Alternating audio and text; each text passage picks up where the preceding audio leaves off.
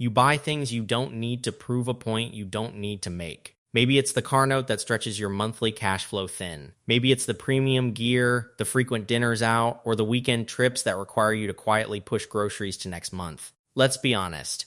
This is where people get themselves in trouble. You're not purchasing these things because they genuinely improve your life. You're using cash as social armor. Psychologically, your brain treats spending like a shortcut to status. It whispers that if you look successful, you'll finally feel successful. The moment you swipe that card, your nervous system gets a hit of relief. You feel visible. You feel relevant. But the second the dopamine fades, the math comes rushing back. The real cost isn't just the monthly payment. It's the years of compound growth you never got to capture. It's the quiet anxiety of knowing your outward image is entirely funded by your inward insecurity. Here's the difference between two types of people. One group spends to look rich today and stays broke tomorrow. The other group lives slightly below their means, looks average right now, and quietly buys back their options, their time, and their peace later. The fix isn't about shaming yourself into extreme frugality. It's about adding friction. Next time your finger hovers over the checkout button, force a 48-hour gap. Delete your saved card numbers. Make yourself leave the app, walk away, and come back. If you still want it after 2 days, buy it. But most of the time, the emotional charge will be gone, and your rational brain will finally get a vote. You swing from extreme restriction to emotional binge spending. You set a brutal budget, cut out everything that brings you even a little joy, white-knuckle your way through 30 days, and then inevitably crash. You justify it by saying you earned it. You tell yourself one splurge won't matter,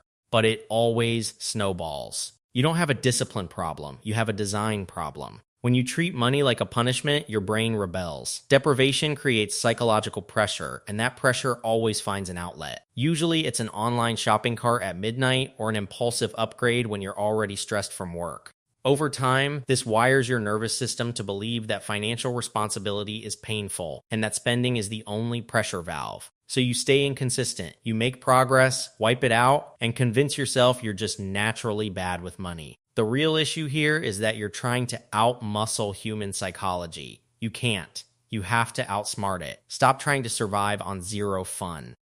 Automate your savings and investing first so your future self is already paid. Then build a strict but realistic guilt-free spending line into your plan.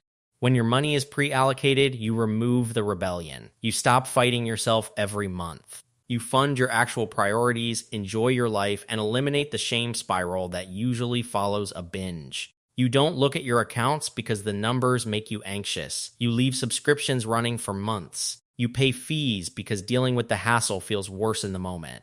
You tell yourself you'll invest when you figure it out, or when the economy feels less scary, or when you finally hit a certain salary. If I were you, I'd delete that timeline right now. Waiting for perfect conditions is just procrastination wearing a business suit. This is what keeps people stuck. Psychologically, your brain equates financial clarity with threat. Opening your banking app means facing the gap between where you are and where you want to be. That feels heavy, so you distract yourself. You scroll. You optimize your playlist. You default to what's comfortable. Meanwhile, time keeps moving at a fixed rate. You can't get those lost compounding years back. The real tragedy isn't that you lack knowledge. It's that you already know what to do, but you're letting short-term comfort trade away your long-term control. The whole point here is that money doesn't care how you feel about it. It responds to action. You don't need to be fearless to win with money.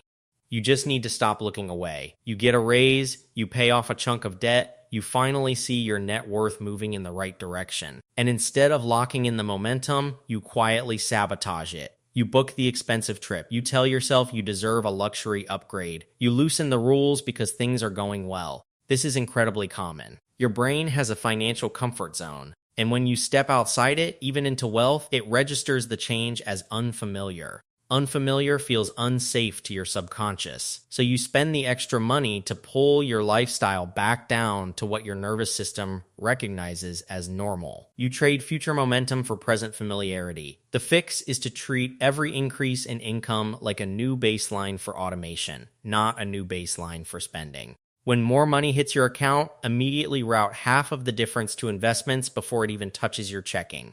Let your lifestyle rise, but only on a deliberate delay. Force your brain to adjust to a new normal where wealth accumulation is the default, not the exception.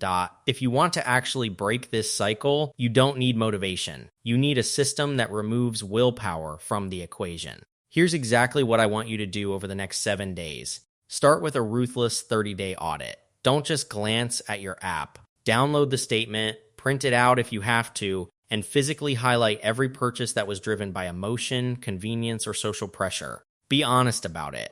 You're looking for patterns, not judging yourself. Once you see where the leaks are, build friction into your weakest triggers. If you impulse shop online, delete your saved payment info and force yourself to type it in every single time. If you spend when you're stressed after work, implement a mandatory 24-hour cooling rule for any non-essential purchase over $50. Next, automate the behavior you want to happen without thinking. Set up a recurring transfer on payday that moves money into a separate savings account and a low-cost index fund before it ever touches your main checking. Make it boring. Make it automatic. Then redirect your extra cash flow. Every dollar that doesn't go towards survival or guilt-free enjoyment goes straight into assets, not aesthetics. You don't buy the upgrade until the account paying for it is fully built. Finally, tie your money to a larger identity. Stop saying I'm trying to save more. Start saying I'm the kind of guy who funds his freedom before his image.